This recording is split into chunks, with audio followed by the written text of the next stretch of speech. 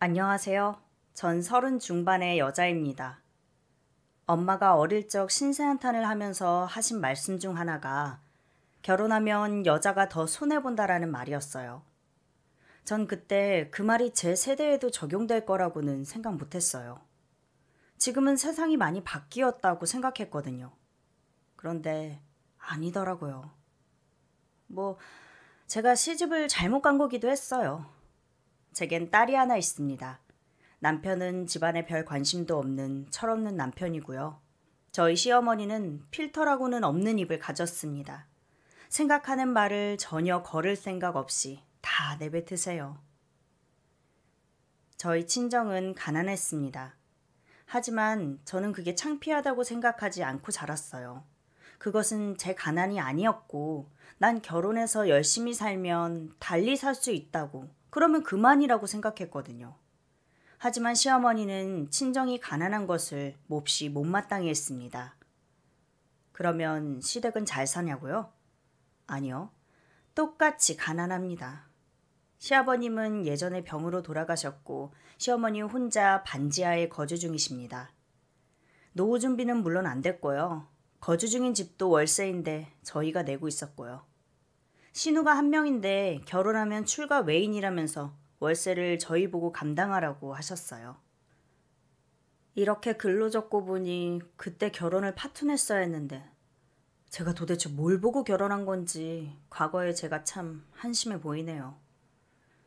그래도 그때는 남편이 정상인인 줄 알았어요. 다들 그렇잖아요.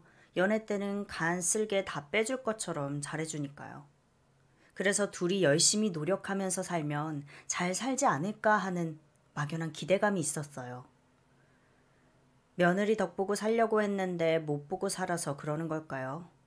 왜 제가 욕을 먹어야 하는지 이해가 되지 않았습니다. 처음 인사 갔을 때도 상견례를 했을 때도 마지못한 표정으로 뚱하게 앉아 계셨어요. 전 그래도 제가 어머님께 잘하면 어머님도 달라지실 거라고 생각했어요. 하지만 그 또한 저 혼자만의 생각이었나 봅니다. 남편은 결혼 후 점차 달라지기 시작했어요. 일주일 중 5일을 술을 먹고 늦게 들어오고 집안일 또한 전혀 하지 않았죠. 술은 일 때문에 먹는 술이 아니었어요. 그냥 친구 만나서 먹고 들어왔습니다. 전 결혼했는데 혼자 자취하는 기분이었어요. 제가 퇴근하고 돌아오면 늘 혼자 밥을 먹고 집안일을 했습니다. 제가 잠이 들고 새벽이 돼서야 남편은 집에 들어왔으니까요. 시어머니는 틈만 나면 전화해서 이것저것 잡일을 시키셨습니다. 이것 좀 주문해달라, 요즘 뭐가 좋다는데 사달라, 집에 뭐가 고장났으니 와서 좀 고쳐라. 본인 자식이 둘이나 있으면서 온갖 굳은 일은 제게만 시키셨어요. 그러면서 늘 하시는 말씀이 있었습니다. 가진 거 없이 시집 왔으면 몸으로라도 때워야 하는 거야. 결혼할 때 시어머니에게 10원 한 장 받은 거 없는데 도대체 뭐가 잘나서 저를 그렇게 무시하신 건지 모르겠어요. 그런데 얘기를 들어보니 어머님이 결혼하실 적에 집안이 좀 잘 사는 편이었고 시집 갈 때 부모님께서 지원을 많이 해주셨다고 합니다. 하지만 그 뒤엔 망하셨고 다시 일어나지 못하셨다네요. 시어머니는 그때의 자부심을 아직까지 가지고 계신 듯 보였습니다. 정작 지금의 본인은 평생 일해본 적 없고 가진 것도 하나 없는데 말이죠. 전 최대한 한 귀로 듣고 한 귀로 흘리려고 노력했습니다. 안 그러면 제가 너무 힘들어질 것 같았거든요. 하지만 그런 마음도 하루 이틀이지 계속해서 유지하기란 힘들었습니다. 결혼 6개월 만에 첫 임신을 했었는데 8주 차에 유산이 됐어요. 의사 선생님께서는 이건 엄마 잘못이 아니니까 너무 자책하지 말라고, 나이가 많지 않기 때문에 금방 또 임신이 될 거라며 위로해 주셨습니다. 소파술 날짜를 잡고 집으로 돌아와서 펑펑 울었어요. 남편은 뭐 이렇게 된 거 어쩌겠냐며 대수롭지 않게 말하더니 친구와 술을 마시러 나가더라고요. 정말 사람인가 싶었습니다. 시어머니는 이 소식을 듣고 제게 전화로 한마디 하셨습니다. 넌 도대체 몸을 어떻게 했길래 애가 떨어지냐? 여자라는 게 애도 하나 척척 못 낳아서 원. 가진 게 없으면 몸이라도 튼튼해야지. 전 너무 화가 나고 서러워서 대답도 하지 않고 끊어버렸어요. 그랬더니 남편에게 전화해서 제가 싸가지가 없다면서 난리를 치셨더라고요. 전 소파수를 한 김에 휴가를 내고 친정에서 머물렀습니다. 남편은 그때도 여전히 친구와 술을 마셨어요. 역시 저를 생각하는 건 친정엄마밖에 없었습니다. 엄마는 저를 안쓰러운 눈으로 쳐다보고는 지극정성으로 돌봐주셨어요. 그렇게 친정에 있으니 마음이 조금 회복되었습니다. 전 이대로 못 살 것 같다는 생각이 들었어요. 몸조리를 마친 후 집으로 돌아와 남편에게 이혼을 얘기했습니다. 그랬더니 남편은 뭐가 문제냐며 갑자기 무슨 이혼이냐며 이혼은 절대 안 된다고 하더군요. 그러면 소송으로 진행하겠다고 했더니 그때부터 사태의 심각성을 깨닫고 설설 기며 절 어르고 달랬습니다. 술도 줄이고 엄마도 자기가 다 막아주겠다면서 각서까지 스스로 작성하더라고요. 그래도 반성하는 모습이 보여서 한 번 더 믿어보기로 했습니다. 그리고 실제로 술자리도 많이 줄였어요. 하지만 여전히 시어머니는 막을 수가 없었어요. 그래도 노력하는 모습에 희망을 봤다고 생각했고 그렇게 조금씩 맞춰가면 될 거라고 생각했습니다. 결혼 2년째, 드디어 어여쁜 딸을 출산했습니다. 한 번의 유산 후 얻은 아이라 그런지 더 애틋하고 기뻤어요. 조리원 퇴소 후 아이가 궁금했던 시어머니는 곧바로 저희 집을 방문했습니다. 그때 코로나 시기여서 저는 가능하면 100일까지는 만남을 피하고 싶었어요. 하지만 시어머니는 그 말을 듣곤 유난 떨지 말라며 가볍게 무시하시더라고요. 어머님은 오시자마자 손도 씻지 않고 아이를 뺏어갔습니다. 남편이 뭐라고 계속하니까 그때서야 마지못해 손을 씻고 오시더라고요. 어머님은 아이를 한참 보시더니 아들이 아니라 아쉽다며 둘째로는 꼭 아들을 낳으라고 하셨어요. 그렇게 계속 아이에게 왜 고추는 안 달고 나왔냐며 아기 머리를 툭툭 치시는데 정말 기분 나빴습니다. 그러더니 저보고 그러시더라고요. 코로나니까 친정 부모님께는 오시지 말라고 전해라. 본인은 코로나 시기에 다짜고짜 오셔놓고 손도 안 닦으셨으면서 어떻게 저렇게 뻔뻔한 말씀을 아무렇지 않게 하시는지 정말 짜증났습니다. 전 대답도 하지 않았어요. 시어머니도 오신 김에 그냥 친정 부모님께도 오시라고 했더니 코로나 때문에 안 된다면서 극구 사양하셨어요. 할머니 할아버지라면 이게 정상적인 반응 아닌가요? 그 뒤로 시어머니는 틈만 나면 집에 오셨어요. 와서 도와주시는 거라곤 하나도 없고 오히려 밥 차려라, 청소해라, 뭐해라 잔소리만 더 하셨습니다. 정말 마음 같으면 몰래 이사라도 가고 싶은 마음이었어요. 시어머니의 잦은 출입에 결국 아이는 100일도 되지 않아 코로나에 걸렸습니다. 시어머니가 걸려서 옮긴 것이었습니다. 아이가 너무 어려서 약도 제대로 쓰지 못하는데 열이 39도까지 오르고 열경기까지 일으켰어요. 전 이러다 혹시 어떻게 되는 거 아닌가 정말 두려웠습니다. 결국 아이와 입원했고 저까지 코로나에 걸리고 아픈 몸을 이끌고 홀로 아이를 간병해야 했어요. 몸도 마음도 지치고 힘들었습니다. 그 와중에 시어머니는 전화해서 본인 몸 아프다 소리만 하시고는 저희에게 미안하다 한마디도 하지 않으셨어요. 그러더니 언제 퇴원하는 거냐면서 본인 힘들어 죽겠다고 와서 간병을 해달라더라고요. 제가 어떤 상상을 하든 항상 상상 그 이상을 보여주는 시어머니였습니다. 남편도 처음엔 중재하더니 암만 해도 말을 듣지 않으니까 결국 포기하고 나 몰라라 했습니다. 그렇게 시간이 지나고 아이는 돌이 됐습니다. 이젠 저도 복직해야 했어요. 아이가 걱정됐지만 집안 사정이 넉넉지 않기 때문에 미래를 위해서 눈물을 머금고 복직하기로 마음먹었습니다. 저 또한 마음이 불편했어요. 그랬더니 시어머니는 저를 매정한 사람 취급하면서 독한 엄마라고 면박을 줬어요. 그러면서 본인이 애를 봐주겠다고 하셨어요. 솔직히 맡기기 싫었지만 아이가 아직 걷지도 못하는데 기간을 보내는 게 마음에 걸려서 결국 시어머니에게 맡겼습니다. 어머님은 아이를 맡으시면서 돈을 요구하셨어요. 100만 원이나 달라고요. 저희 사정 뻔히 아시면서 당당하게 요구하시더라고요. 제가 보기엔 돈을 요구하려고 아이를 봐주겠다고 하신 것 같았어요. 내심 서운했지만 아이 돌보는 게 결코 쉽지 않은 거 알고 있으니까 100만 원을 드렸습니다. 그래도 친할머니가 봐주는 게 훨씬 좋지 않을까라고 생각했으니까요. 하지만 아이는 툭하면 기저귀 발진이 올라왔어요. 어머님께 좀 자주 갈아달라고 부탁하니 기저귀 값이라도 아껴야 하는 거 아니냐며 거부하셨어요. 그냥 귀찮아서 그러시는 거예요. 어머님은 정말 게으르시거든요. 어느 날부터 아이가 기침을 심하게 했어요. 병원에 가야 할 것 같아서 하루는 반차를 내고 어머님 댁으로 갔는데 글쎄 어머님이 집에서 아이를 안고 담배를 피우고 계시는 거예요. 어머님이 담배 피우시는 건 알아서 그전에도 당부드렸는데 철저히 무시하고 계셨던 거예요. 심지어 재떨이도 제때 치우지 않고 아이가 가지고 놀았는지 옷에 담뱃재가 묻어있더라고요. 전 그 자리에서 바로 아이를 데리고 집으로 돌아왔습니다. 남편이 퇴근한 후 이 얘기를 전했고 남편은 어머님께 전화해서 화를 냈지만 그럴 거면 너희가 애를 보라며 화를 내시곤 끊으셨어요.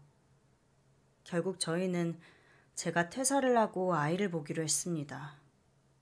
저도 일하면서 아이 보는 게 마음이 편하지 않았고 회사에서 눈치가 보였기 때문이죠. 세상이 많이 바뀐 줄 알았는데 현실은 다르더라고요. 제가 육아휴직을 하고 복직했더니 회사에서 은근히 나가라는 식으로 압박을 주기 시작했습니다. 감당할 수 없는 정도의 업무를 주고 제가 조금이라도 늦으면 아기가 있어서 그러냐며 핀잔을 주곤 했어요. 저는 어쩔 수 없이 회사를 관뒀어요. 지금 당장 금전적으로는 조금 어려워진다고 해도 이 아이의 지금 이 시기는 돌아오지 않으니까요. 아이와 함께 할 수 있어서 행복했지만 아무래도 둘이 벌다 외벌이가 되다 보니 금전적으로 힘들긴 했어요. 시어머니 월세라도 좀 줄였으면 좋겠다는 생각이 들었고 신우에게 반반씩 내자고 말했지만 거부당했습니다. 신우는 어머님과 사이가 좋지 않았어요. 원인은 어렸을 적 남녀차별이 심했다는 이유였습니다. 어머님이 아들만 이뻐했으니 네가 엄마를 책임지라고 하더라고요. 정말 어디 하나 의지할 곳이 없는 이 현실이 너무 힘들었습니다. 어쩔 수 없이 생활비가 모자란 날이면 친정의 도움을 받았어요. 받으면서도 참 죄송스러웠어요. 부모님도 넉넉지 않으신데 말이죠. 남편은 금전적으로 어려워지자 압박감이 들었는지 괜히 저에게 짜증을 부리는 날이 많아졌습니다. 그러더니 결국 다시 술을 마시더군요. 예전처럼 거의 날마다요. 그런데 술은 공짜로 마시나요? 어려운 와중에 본인 스트레스 풀겠다고 술을 마시니 가게 사정은 더 힘들어졌고 저흰 다툼이 많아졌어요. 집에 들어오지 않는 날도 생겼고요. 전 회의감이 들었습니다. 평생 이렇게 지긋지긋하게 살아야 하나? 내가 왜 이러고 살아야 하나 싶었어요. 다시 일을 해야겠다는 생각이 들었습니다. 몇 달이 지나고 아이가 좀 능숙하게 걷기 시작한 뒤로 어린이집을 보냈어요. 그리고 전 바로 재취업을 하려고 했죠. 그런데 8개월 정도의 경력 단절이 제 발목을 잡았습니다. 전 어쩔 수 없이 예전 급여보다 못 받는 곳에도 지원했어요. 하지만 면접을 보면 아이 엄마라는 사실 그리고 8개월의 경력 단절이라는 이유로 취업이 되지 않았습니다. 전 너무나도 차가운 현실 앞에서 무너졌어요. 나에게 밝은 미래란 없는 것일까? 앞으로 아이는 어떻게 키워야 할까 정말 막막했습니다. 그날 잠자는 아이를 보며 혼자 숨죽여 울었습니다. 너무 두려웠어요. 그때쯤부터 남편은 외박이 잦아졌어요. 제가 따져 물으면 친구네 집에서 술 먹다 깜빡 잠이 들었다더군요. 그런데 수상했습니다. 남편과 친한 친구들은 이미 다 유부남인데 그게 그렇게 빈번하게 가능하다는 게 좀 의심스러웠어요. 그러더니 워크숍이다 뭐다 주말까지 자주 집을 비웠습니다. 전 불안한 느낌을 지울 수가 없었어요. 전 그날도 남편이 술 약속이 있다는 이야기를 듣고 친정엄마에게 아이를 하루 맡겼습니다. 그리고 남편을 미행하기로 했어요. 회사 앞에서 퇴근 시간쯤 몰래 숨어서 기다리기 시작했습니다. 퇴근한 남편은 지하철을 타고 이동했고 멀리 떨어져서 따라갔어요. 쫓아가면서도 이게 뭐 하는 짓인가 하는 생각이 들었고 제발 제가 생각하는 일이 아니기를 빌고 또 빌었습니다. 세내 정거장을 지나서 내렸고 지하철 출구에 다다르자 웬 여자가 남편을 맞이했어요. 결국 바람이 맞았던 거예요. 전 너무 화가 나서 뒤돌았다가 다시 정신을 바짝 차리고 증거를 확보하기로 했습니다. 몰래 사진과 동영상을 촬영했어요. 팔짱을 끼고 스킨십을 하고 모텔에 들어갔다가 나오는 사진까지. 찍으면서 당장이라도 가서 이 두 년놈들을 마구 때려버릴까 생각도 했지만 이를 바득바득 갈며 참았습니다. 집으로 돌아와서 서럽게 울었어요. 남편에 대한 배신감도 있었지만 취업 하나 되지 않아 경제력이 없는 지금 당장 이혼할 수 없는 제 처지가 너무 답답하고 화가 났습니다. 어디서부터 잘못된 것일까? 내가 무엇을 잘못했기 때문에 상황이 이렇게 된 걸까? 스스로를 자책했어요. 그렇게 감정의 밑바닥을 찍으니 자책은 분노로 바뀌었고 남편과 시어머니에 대한 복수를 해야겠다고 생각했습니다. 전 디데이를 정했어요. 1년. 딱 1년 동안 이혼할 준비를 하기로 마음먹었습니다. 그리고 그날이 되면 그들을 가차없이 나락으로 보내버리자 생각했죠. 전 남편에게 말도 하지 않고 돈이 되는 일이 무엇인지 공부했습니다. 몰래 할 것도 없었어요. 어차피 집에 잘 들어오지 않으니까요. 여러 가지 돈 버는 방법을 알아보고 인터넷에서 판매를 하기로 마음먹었어요. 여동생에게 연락해서 제 계획을 말했습니다. 1년 뒤 이혼할 것이고 지금은 그 준비를 위해서 자영업을 해보려 하니 도와달라고 했어요. 여동생은 제 이야기를 듣고 잠시 놀라는 듯 했지만 언니가 반드시 행복해지기를 바라며 최선을 다해서 돕겠다고 했습니다. 전 인스타 계정을 만들어서 물건을 팔기 시작했어요. 하나도 팔리지 않으면 어쩌지 걱정했는데 신기하게 물건이 팔리긴 했습니다. 전 눈에 불을 켜고 하루 종일 일에 매달렸어요. 저에게는 뚜렷한 목표가 있었으니까요. 그렇게 점점 판매되는 물건이 많아지니 수입도 늘어났습니다.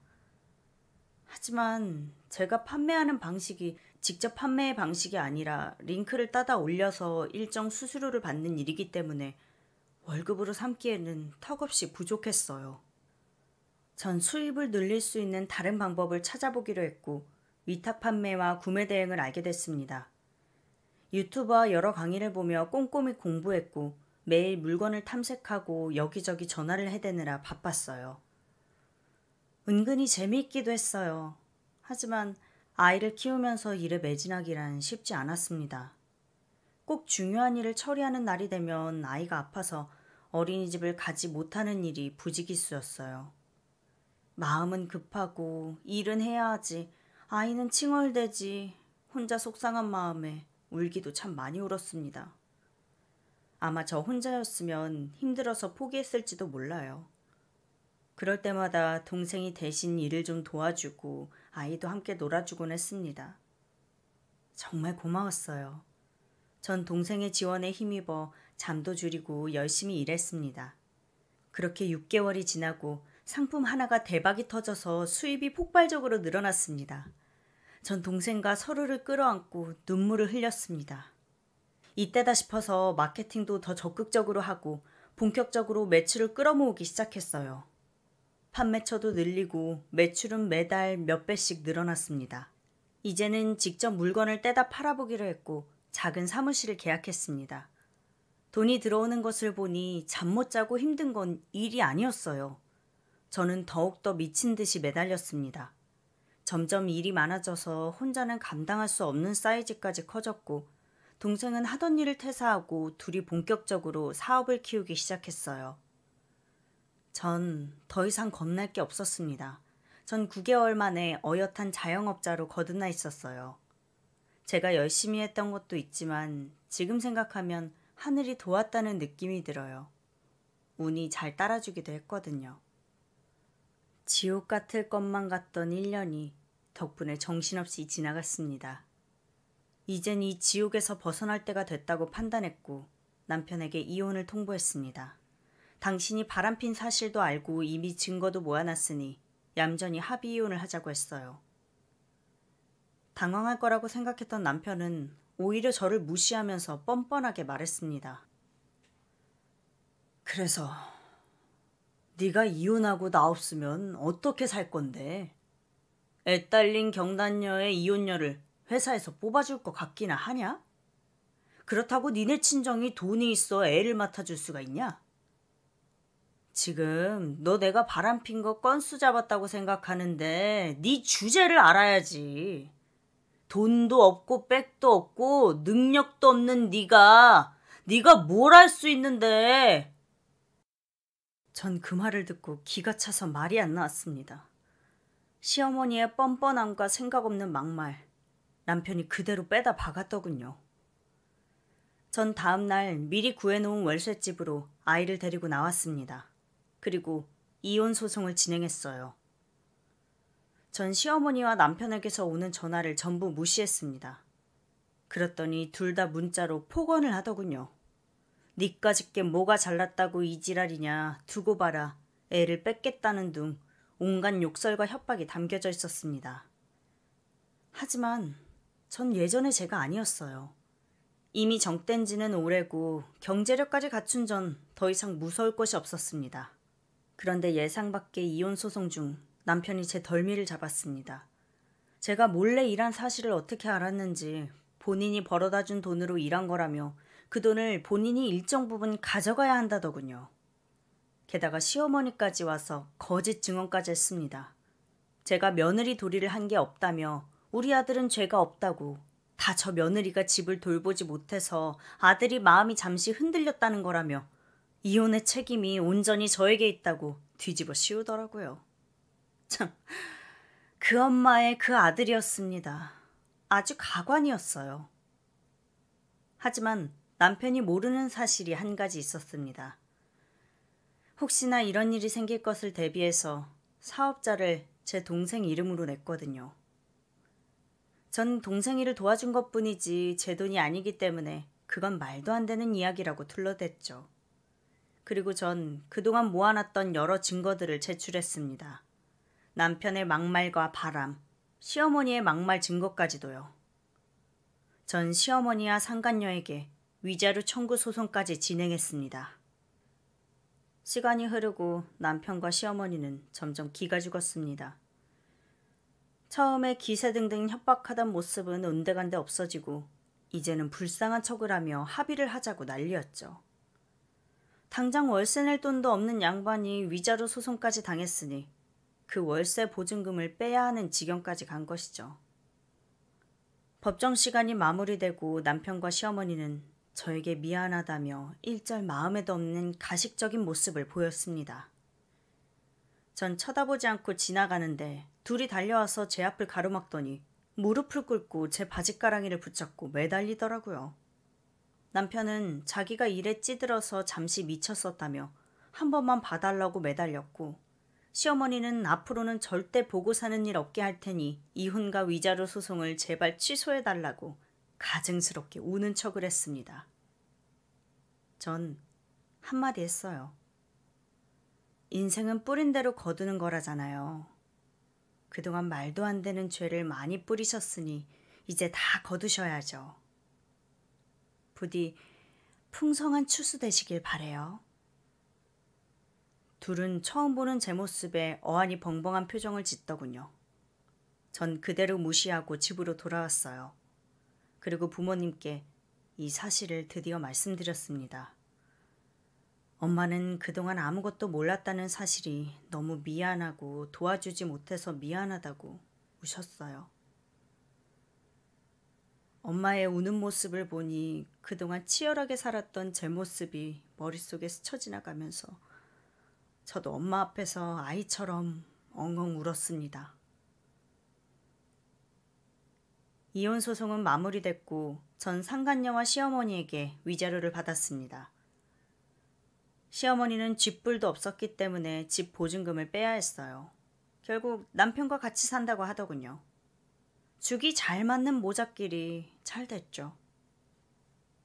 전 이혼 후 동생과 본격적으로 사업을 확장했고 지금은 여러 직원을 둔 어엿한 사업가가 됐습니다. 요즘은 온 가족이 모여 살 수 있는 건물을 알아보는 중이에요. 돌아보니 인생이 참 아이러니하더라고요.